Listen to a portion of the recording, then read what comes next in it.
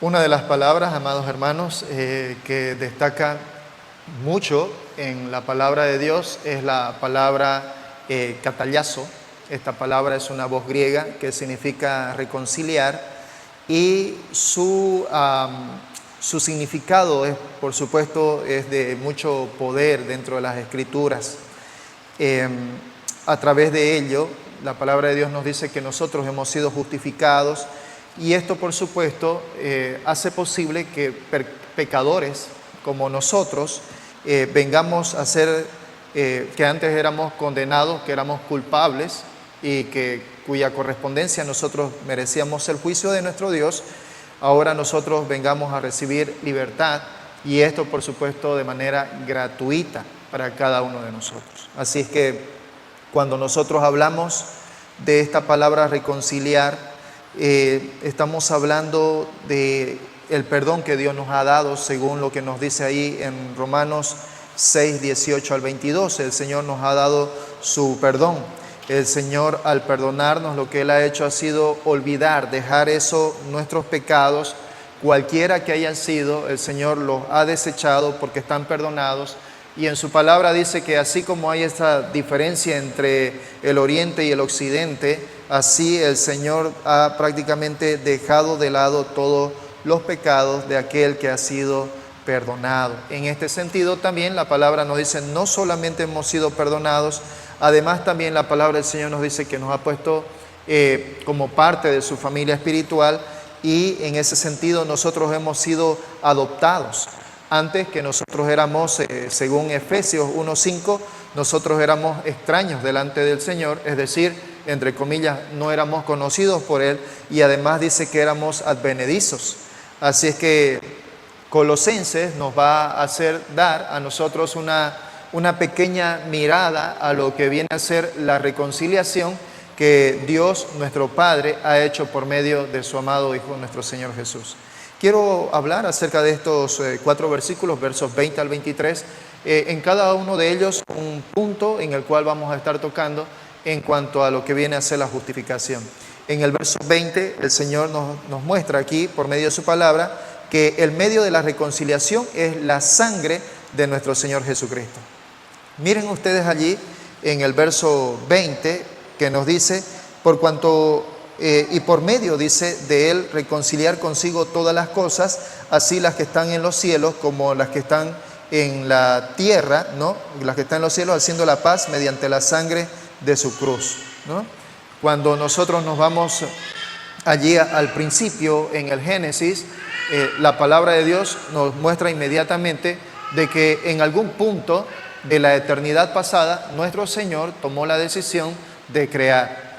Y entonces nuestro Señor empieza simplemente a hablar, hágase, y solamente con el hecho de decir esta palabra, hágase, inmediatamente en ese momento las cosas eran hechas, eran creadas.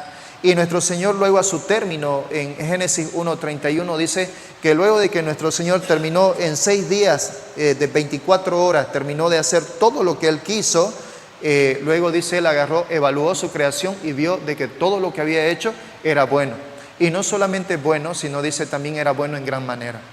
Lastimosamente el pecado evidentemente arruinó esto. Génesis capítulo 3 nos habla de que al poco tiempo, no sabemos exactamente cuánto, pero esto sucedió y lastimosamente vino el pecado y arruinó aquella perfección, aquella armonía que había entre la creación y Dios, entre el hombre y su creador y todo lo que era el mundo como creación. Así es que nosotros, hermanos, podríamos decir que definitivamente el pecado desencadenó, no solamente en el mundo, sino también en el universo. El pecado desencadenó una situación nefasta, es decir, desencadenó una tragedia mortal para la humanidad. Eso fue lo que ocasionó el pecado en la vida del hombre y en la vida de toda la creación. Si bien el hombre, cuando Dios lo hizo y Dios evaluó todo, Dios puso en medio del huerto, estaba allí el árbol de la vida, y el hombre no tuvo necesidad de comer ese fruto, aunque pudo en cualquier momento haberlo tomado y comido, no lo tomó. ¿Por qué? Porque el hombre no tenía la necesidad de comer algo, ya que él vivía en una completa santidad y en comunión plena con el Señor. Pero luego de que el hombre pecó, lastimosamente esto desencadenó esta tragedia nefasta y mortal para definitivamente toda la humanidad. Trastornó prácticamente toda la creación. Así es que en ese sentido, el pecado ha destruido toda esta armonía perfecta que tenía el hombre con el Señor, Dios con sus criaturas. Allí, por ejemplo, Romanos capítulo 8:20 nos dice de que toda la creación, por ejemplo, fue sujeta a vanidad, nos dice. 8:22 también nos dice de que la creación gime a una, y a una dice que está con dolores de parto hasta ahora. Desde el pecado que hubo allá en el principio, en el Génesis, la creación está en esta situación. Y vemos algo que es interesante, que de alguna manera ya lo había escuchado antes. Hay una ley en la termodinámica, la segunda ley, que dice de que todo el universo, en realidad, ¿no?, está perdiendo su energía disponible. Todo el universo, nos dice esta ley de la termodinámica en su segundo principio, nos dice de que todo el universo está en una situación de que está perdiendo su energía disponible, y que si no hay una intervención de Dios, el universo puede al fin sufrir una muerte por problemas de temperatura.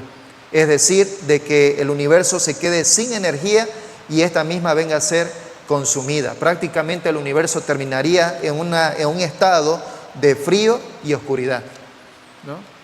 Hermanos, esto es algo que es conocido prácticamente en la ciencia, y esto da, por supuesto, al hombre la completa seguridad de que la palabra de Dios es correcta, de que Dios creó, así como Dios creó en un cerrar y abrir, Dios creó el universo de la nada, Dios creó el universo, así también el universo poco a poco ha ido consumiendo su energía, y esto lastimosamente sabemos nosotros, los creyentes, a raíz del pecado. La palabra nos dice que aquí también hay una persona quien ocupa un lugar dentro de esta escena del pecado, y esto viene a ser Satanás. La palabra del Señor en 2 Corintios 4:4 nos dice de que Satanás es el Dios de este siglo. Satanás es ese ser que en su momento, siendo creado por Dios, siendo lo que la palabra allí nos dice Isaías, Ezequiel, de que él era un querubín protector, este ser que pecó delante de Dios allí en el universo, este ser que hizo pecar al hombre, nos dice la palabra en 2 Corintios que él es el Dios de este siglo. Efesios capítulo 2, verso 2 nos dice de que él es el príncipe de las potestades del aire también.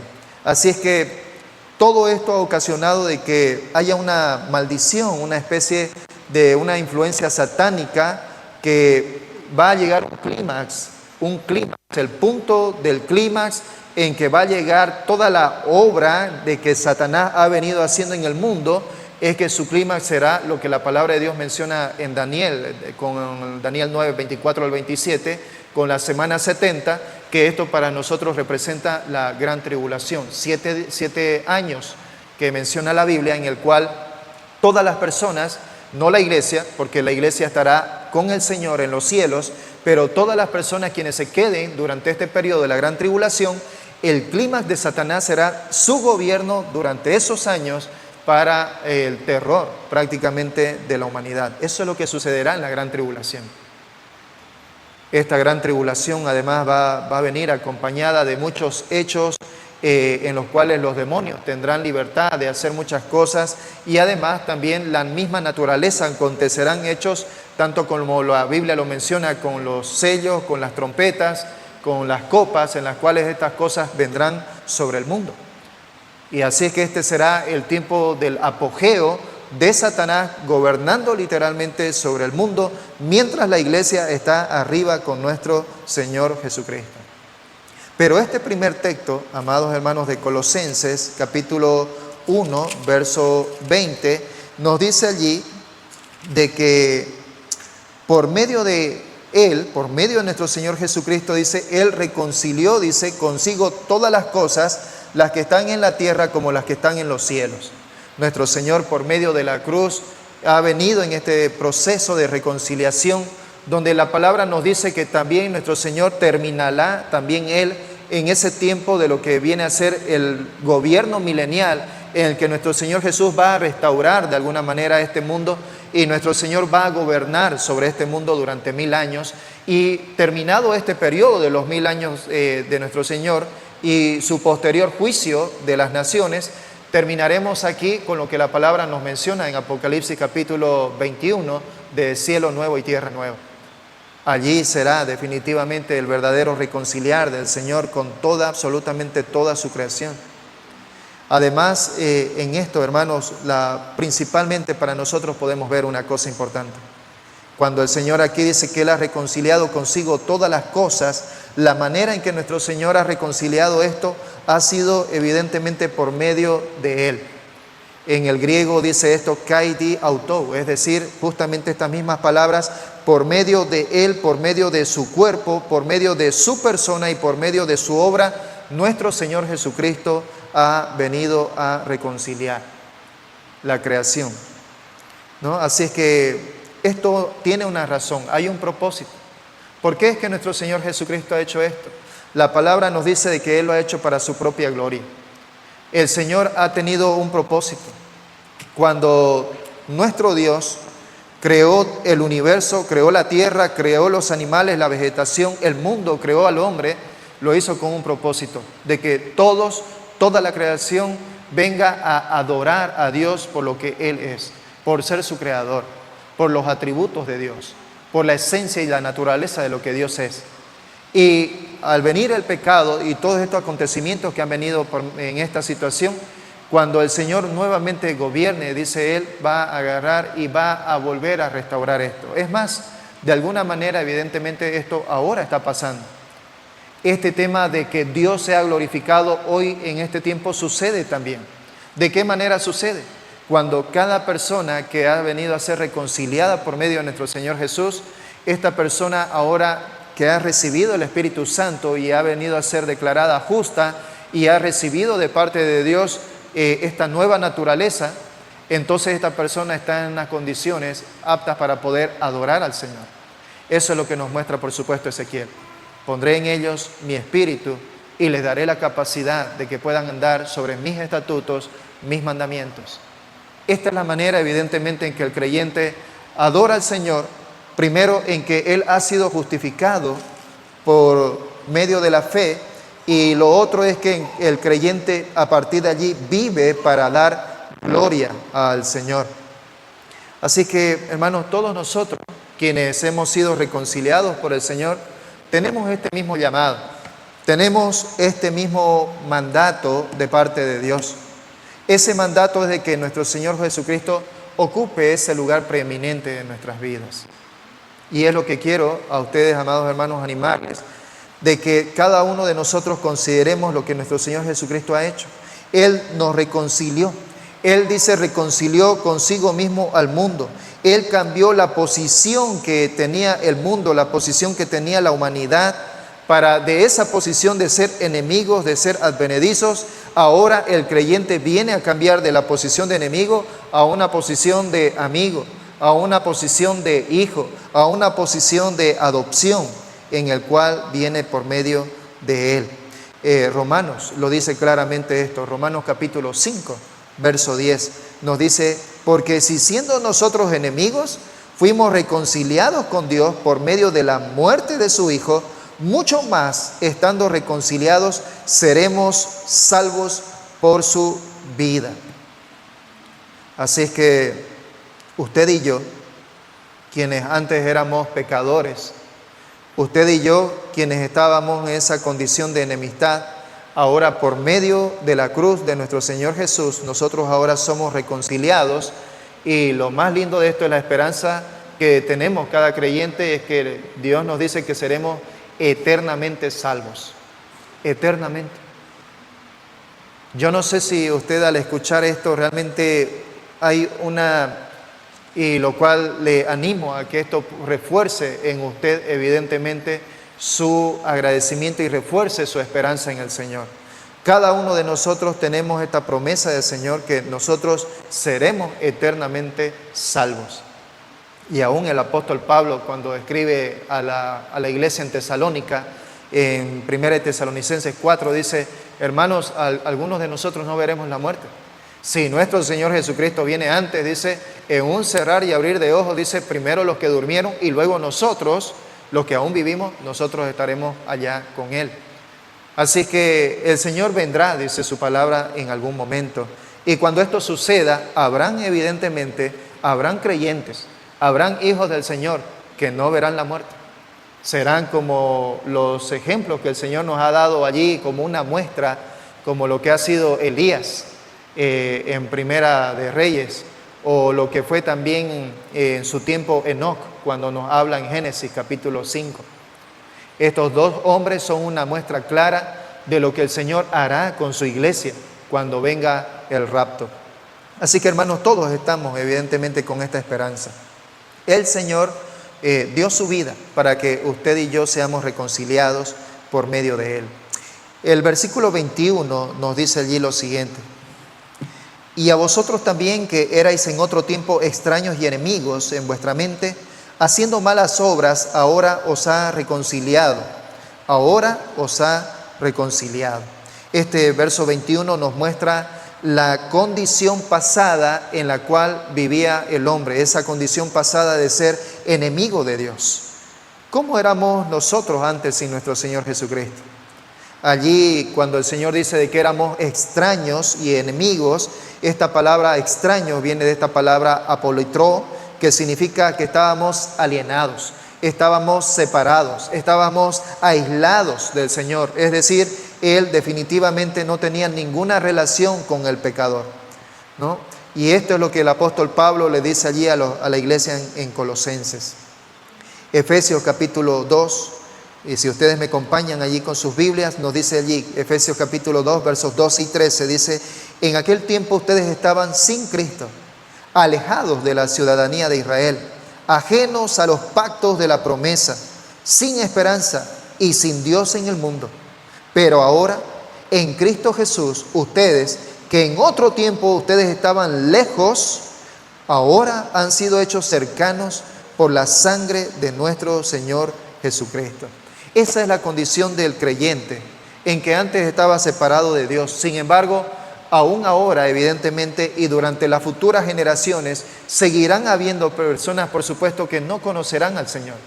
Seguirán habiendo personas aún incrédulas que se mantendrán en esa posición, pese a oír la palabra de Dios, pese a ser testigos de la obra de Dios, pese a ver la manifestación y la revelación de Dios por medio de las cosas creadas, pese a conocer de alguna manera la palabra de Dios por medio de su revelación especial, aún habrán personas quienes no creerán en Él. Y por supuesto la palabra de Dios nos indica de que estas personas padecerán una separación eterna de Él. Es que definitivamente, queridos hermanos, para el Señor no hay paganos inocentes. Esto es algo que debe ser claro para nosotros. El Señor no tiene en su mente y no concibe a ninguna persona que sea un pagano, que sea inocente. Así es que en ese sentido, la palabra nos muestra personas o nos muestra actitudes en el cual las personas manifiestan justamente de por qué tienen estos motivos delante del Señor de que ellos sean juzgados posteriormente. Si ustedes me acompañan en sus Biblias, Romanos capítulo 1, versos 18 al 23, ¿qué es lo que aquí nos dice la Biblia? Romanos capítulo 1, versos 18 al 23.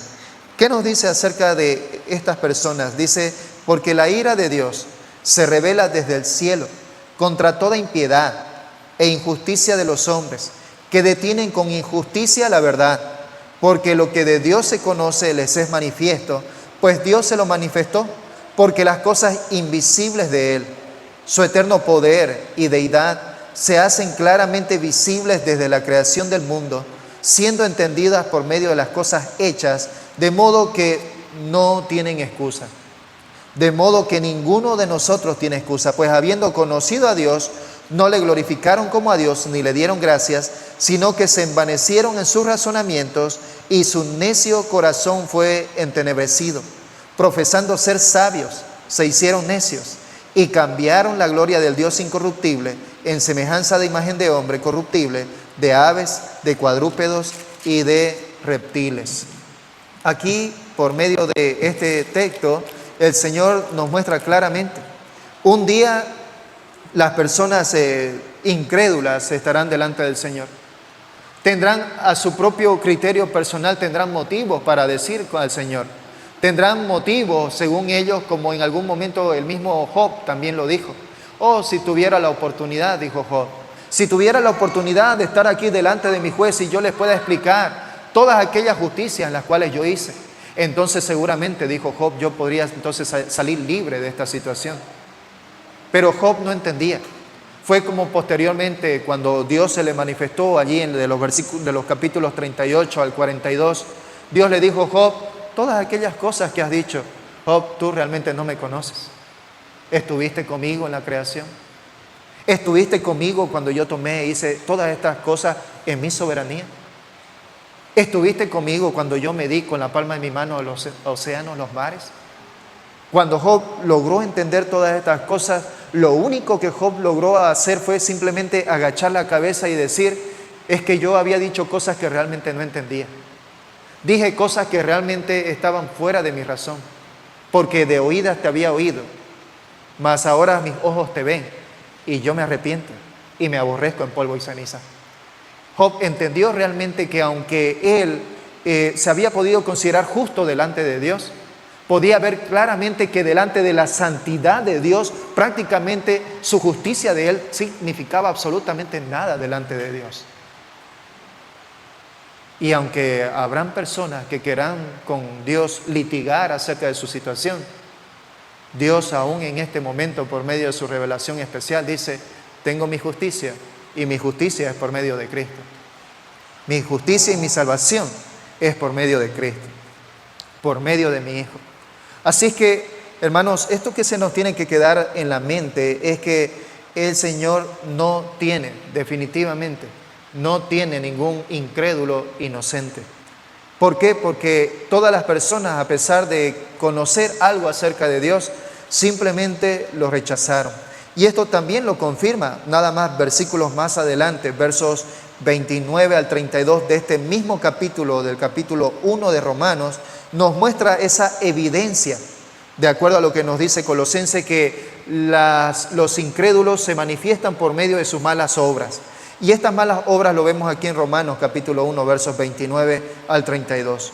Aquí nos dice de que estas personas, estando atestadas de toda injusticia, fornicación, perversidad, avaricia, maldad, llenos de envidia, homicidios, contiendas, engaños, malignidades, murmuradores, detractores, aborrecedores de Dios, injuriosos, soberbios, altivos, inventores de males, desobedientes a los padres, necios, desleales, sin afecto natural, implacables, sin misericordia, quienes, habiendo entendido el juicio de Dios, que los que practican tales cosas son dignos de muerte, no solamente las hacen, sino también se complacen con quienes las practican con ellos.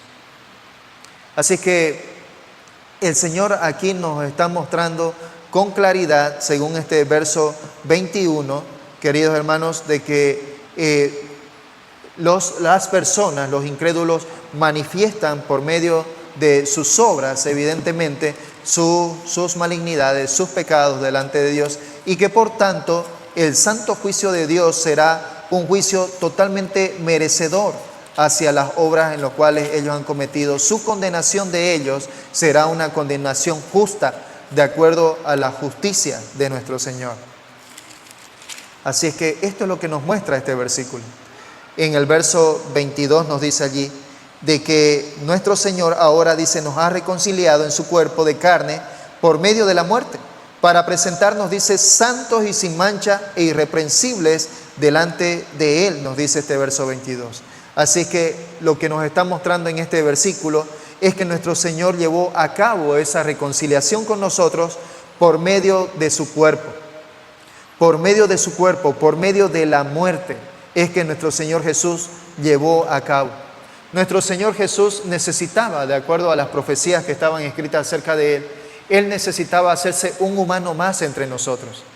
Cuando nosotros leemos Isaías desde el capítulo 52 y luego leemos en su contexto todo el capítulo 53, podemos ver claramente de que este Mesías necesitaba morir, dar su vida, para luego Él recibir mucho fruto a causa de este sacrificio que Él tenía que hacer. Así es que el propósito final de Dios para que nosotros seamos reconciliados es de que dice ahí en este contexto de que nosotros nos presentemos delante de Él. Nosotros, dice, nos tenemos allí que presentar delante de Él los creyentes, santos y sin mancha e irreprensibles. ¿Qué es lo que quiere decir con esto el apóstol Pablo? Esta, dice, es la manera en que todo creyente debe presentarse con Él. Cuando hablamos de esta palabra santo, viene de esta voz griega agios. Agios significa santo. Y esto significa de que agios significa estar separados del pecado y apartado para Dios. Eso significa la palabra santo. Esto, por supuesto, corresponde a esta relación que hay del creyente con Dios, y esto viene en raíz de la unión que tiene el creyente con nuestro Señor Jesucristo. El Señor quiere que nosotros seamos santos delante de Él. Luego el apóstol Pablo continúa y dice de que todo creyente debe de ser, dice, sin mancha. Y esta viene de esta voz griega amomos. Esta palabra quiere decir una persona intachable. Es decir, una persona a la cual no se le puede apuntar con el dedo para manifestarle los pecados en los cuales esta persona ha incurrido. Esto significa allí la palabra amomos, ¿no? Y en ese contexto, esto, por ejemplo, la Biblia en la Septuaginta quería decir en esto con respecto a los animales, ¿no? Esto da un ejemplo con respecto a la palabra amomos. Venía como un ejemplo con respecto a los animales que eran ofrecidos para el sacrificio. Un animal que, de acuerdo a la ley, el oferente tenía que venir y ofrecer este animal en las condiciones en las cuales Dios quería. Un animal de un año, un animal cabrito, cordero o becerro, que tenía que ser el más gordo, el más atractivo, el más hermoso, no tenía que ser ciego, no tenía que ser perniquebrado, no tenía que tener ninguna tacha. Y a eso es lo que hace referencia esta palabra amomo, sin mancha. Es decir, haciendo una referencia como a ese animal que tenía que ser ofrecido delante del Señor. Esto también para nosotros aquí en el Nuevo Testamento significa de que nuestro Señor Jesucristo como Cordero, Él fue llevado delante de Dios sin mancha, nos dice la palabra. Como dice Hebreos 9:14, como dice también Primera de Pedro 1:19, en cual Él dio su sangre preciosa por nosotros. Así es que con respecto a nosotros, esto indica de que nuestra relación con el Señor, o esta reconciliación en la cual nosotros estamos con Él, nos reviste a nosotros de un carácter intachable. Es decir, que a lo que esta relación que nosotros tenemos con el Señor lleva al creyente a que el creyente tenga realmente un carácter intachable delante de los demás. Hermanos, y esto evidentemente es algo práctico. Esto es algo que evidentemente es vivido de manera práctica. Cuando el Señor salva a ese nuevo creyente, que habiendo tenido una vida, un pasado, un contexto de vida totalmente desagradable delante de Dios, fornicarios, dice la Biblia, mentirosos, amadores de los deleites más que de Dios, intemperantes, ¿no? Hombres perversos, todo aquello en lo cual era esta persona advenediza y extraña delante de Dios, por medio de nuestro Señor Jesucristo, no solamente justificado y reconciliado, sino que además por medio de la obra de Dios en su vida, produce en él, dice, frutos que llevan a vida eterna. ¿Cuáles son estos frutos? Estos frutos se ven reflejados por medio del Espíritu Santo. La Biblia allí nos dice, mas los frutos del Espíritu Santo son amor, gozo, paz, paciencia, benignidad, bondad, fe, mansedumbre, templanza. Todo creyente, evidentemente, que lleva estos frutos en su vida, por supuesto, lleva una vida que es intachable, un carácter intachable delante de los demás, delante de nuestro Señor Jesús. Esto era, por supuesto, el propósito por el cual el apóstol Pablo también predicaba. En cada iglesia en la cual el apóstol Pablo llegó y predicó el Evangelio, El apóstol Pablo siempre tuvo un propósito de no solamente hablar del Evangelio, sino además también de quedarse un tiempo allí para poder discipular a estos hermanos y llevarlos en el Señor en este proceso. El apóstol Pablo dijo allí en la carta a los Corintios, amados hermanos, dijo, yo planté, Apolo regó, pero el crecimiento es Dios quien lo da. Dios es quien da el crecimiento en la vida del creyente. Dios es el que da ese carácter intachable delante de los demás. Y además nos dice aquí en esta última parte de irreprensible, que es la palabra anacletos, de allí probablemente viene este nombre, ¿no? Anacleto. Y esta palabra allí significa justamente irreprensible. Esta palabra significa una persona intachable, una persona inmaculada, ¿no? De allí es donde viene esto. Así que el Señor quiere de nosotros que como creyentes nosotros podamos manifestar en nuestras vidas de que somos santos, de que somos sin mancha y de que vivimos una vida irreprensible delante de Él. Eso es el propósito de nuestro Señor cuando nos muestra en este verso de que Él quiere presentarnos delante de Él como santos y sin mancha. Eso también nos dice allí en Efesios capítulo 5. Si ustedes me acompañan allí, Efesios capítulo 5, versos 20, está por allí, versos 20, ahorita les digo.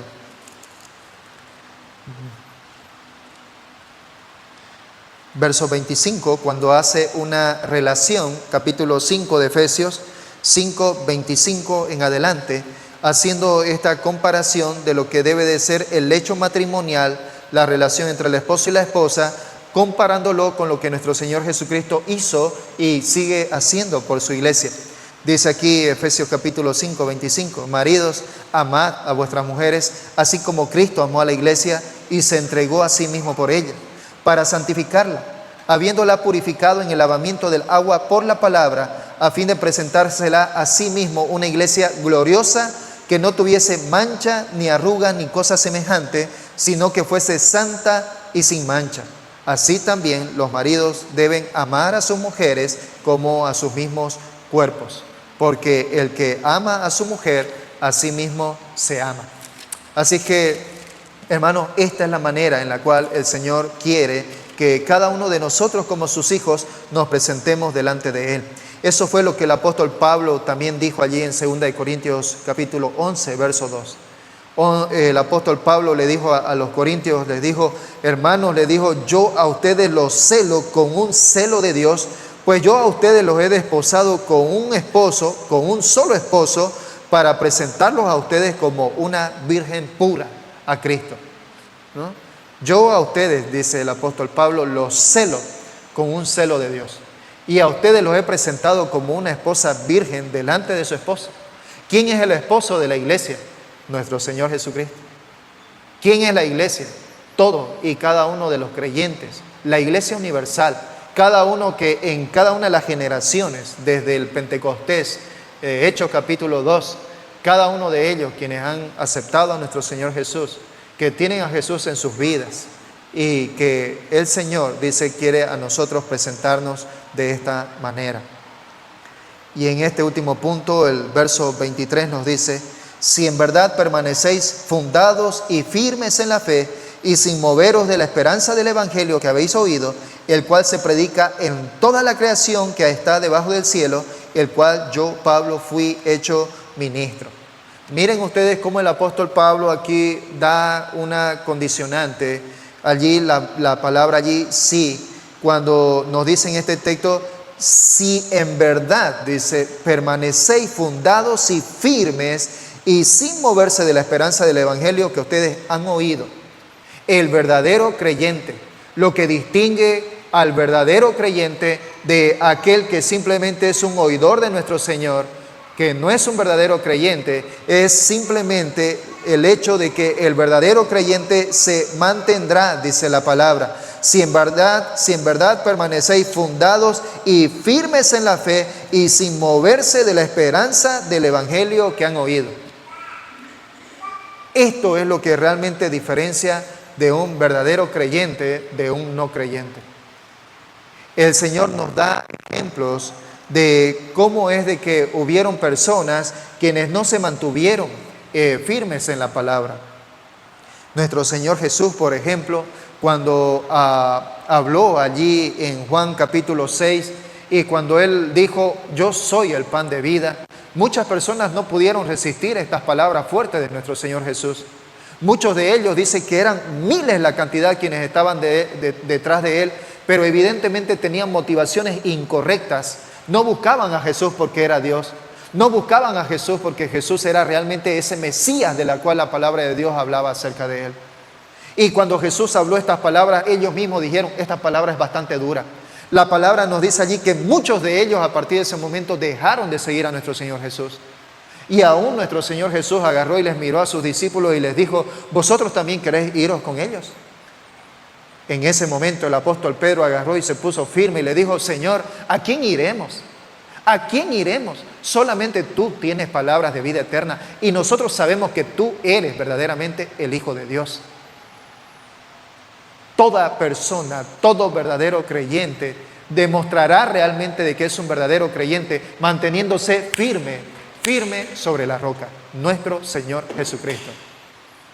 Toda persona, todo verdadero creyente. Hermano, yo quiero animarlo.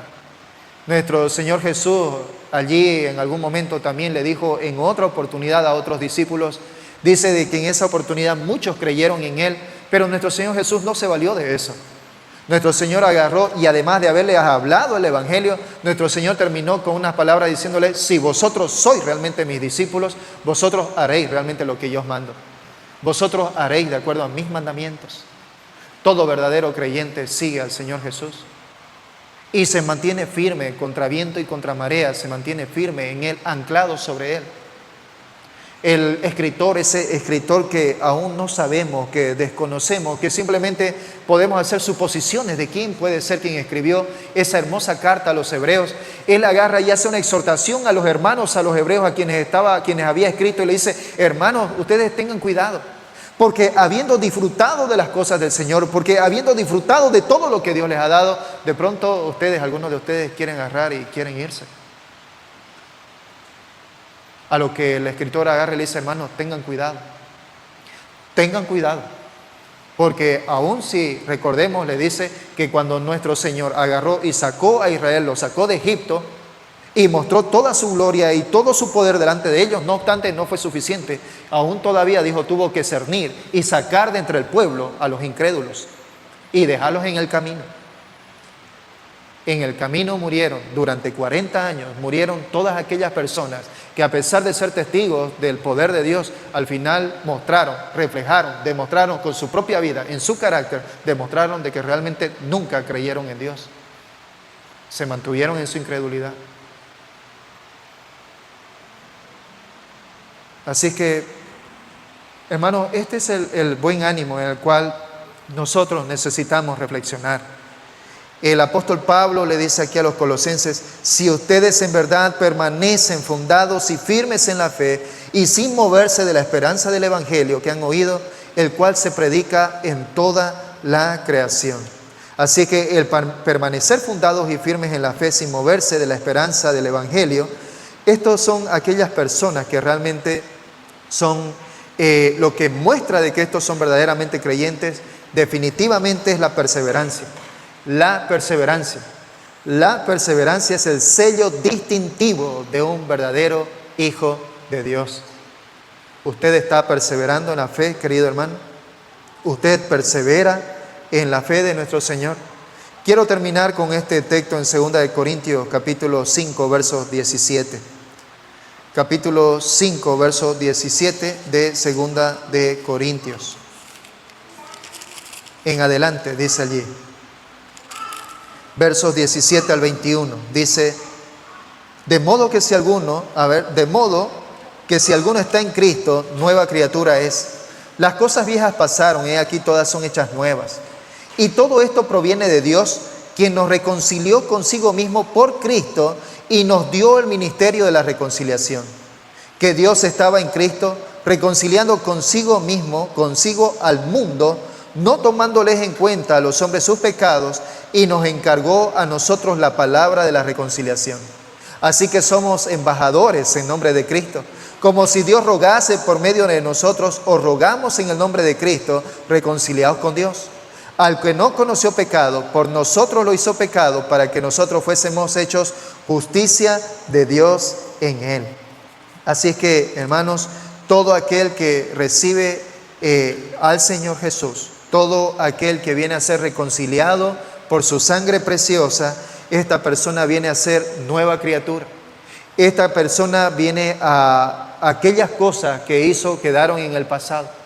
Para el Señor ya no se acuerda más de lo que quedó en el pasado. Pero sobre todo la manera en que esta persona o este creyente se distingue de todos los demás será sin lugar a duda su perseverancia. Su perseverancia.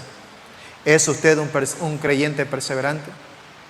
¿Es usted un creyente que continúa firme allí en el Señor? Es evidente, amado hermano, que en nuestro caminar con el Señor tendremos pruebas.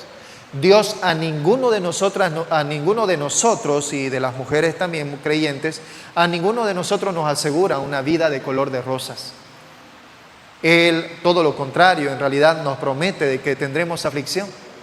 En el Evangelio de Juan dice, en el mundo tendréis aflicción, pero perseverad, yo he vencido al mundo. Hermanos, todos nosotros tenemos nuestros problemas, nuestras pruebas, nuestras dificultades. Tenemos nuestras debilidades. Tenemos también en nuestro caminar, sufrimos situaciones. Pero la palabra nos dice que todo aquel que persevera es el que se distingue del que no es verdaderamente un hijo de Dios. Recordemos allí al final también cuando el Señor habla acerca de la parábola del sembrador. Entre medio dice, las semillas cayeron entre pedregales, entre espinos, cayeron allí, dice, y uno dice allí, la semilla cayó en buena tierra. Y todos ellos, los que cayeron entre pedregales, los que cayeron en el camino y los que cayeron también entre los espinos, fueron personas quienes oyeron el mensaje de Dios. Fueron personas quienes en su momento recibieron el Evangelio y lo recibieron con gozo. Pero la palabra allí nos dice, no tenían una buena base de raíz. Y lastimosamente, ya sea su amor al dinero, o ya sea su amor al mundo, o ya sea las pruebas y las dificultades que pasaron, simplemente mataron la raíz. El Satanás quitó lo que tenía, lo que el Señor había plantado en él, Satanás quitó ello y simplemente nada más quedó allí. Dándonos a entender qué cosa, que definitivamente no eran creyentes. No eran creyentes porque no permanecieron fundamentados en la vida. Amado hermano, ¿cuál es su situación de usted? ¿Cuál es su situación delante de Dios? ¿Usted considera que realmente está fundamentado sobre la verdadera vida, sobre nuestro Señor Jesús? Nuestro Señor dice de que Él es la piedra angular. Y la carta a los Corintios, el apóstol Pablo dice, nuestro Señor Jesús es la piedra, es la base firme. Y cada uno mire cómo sobreedifica su vida. Cada uno mire. El Señor nos va a evaluar. En el tribunal de Cristo, cada uno de nosotros estaremos delante de Él. Hermano, quiero animarles, sigamos firmes en el Señor.